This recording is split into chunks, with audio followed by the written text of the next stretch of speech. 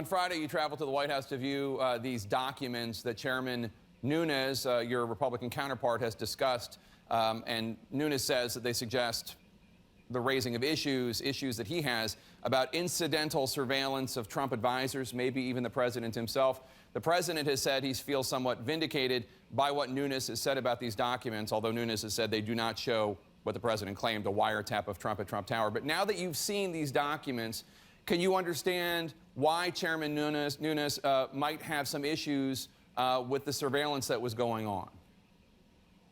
Well, I can't go into the contents of the documents, Jake. I can't say I don't agree with the chairman's characterization, which is exactly why it's so important you don't share documents with just one person or even two people.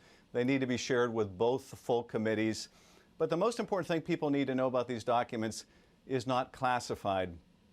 And it's a couple things. First, the deputy assistant to the White House informed me when I went to see them that these are exactly the same materials that were shown to the chairman.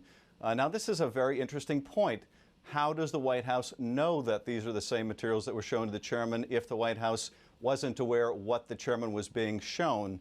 And the second point was also made to me, and this is, I think, was also underscored by Sean Spicer, and that is, it was told to me by the deputy assistant that these materials were produced in the ordinary course of business.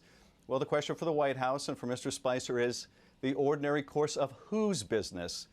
Because if these were produced either for or by the White House, then why all the subterfuge? There's nothing ordinary about the process that was used here at all. And Jake, I think the answer may come from the president himself. And you can say a lot of things about the president, but one thing you cannot say is he's not subtle. And I think his tweets tell the story. And the story is, look over there at leaks. And look over there at anything the Obama administration we can claim did wrong on incidental collection or anything else. But whatever you do, under no circumstances, look here at me or at Russia.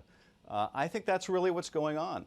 Do you think that Chairman Nunes was part of an attempt to provide some sort of cover for the president's claim about Obama wiretapping him at Trump Tower, which obviously this does not prove, but to cover for that, or an attempt to distract, as you're suggesting?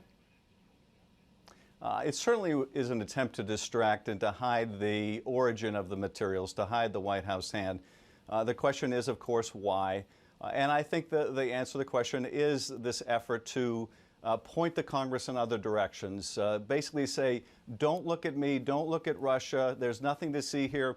You know, I would tell people whenever they see the president use the word fake, it ought to set off alarm bells. And I think that's really what's gone on here.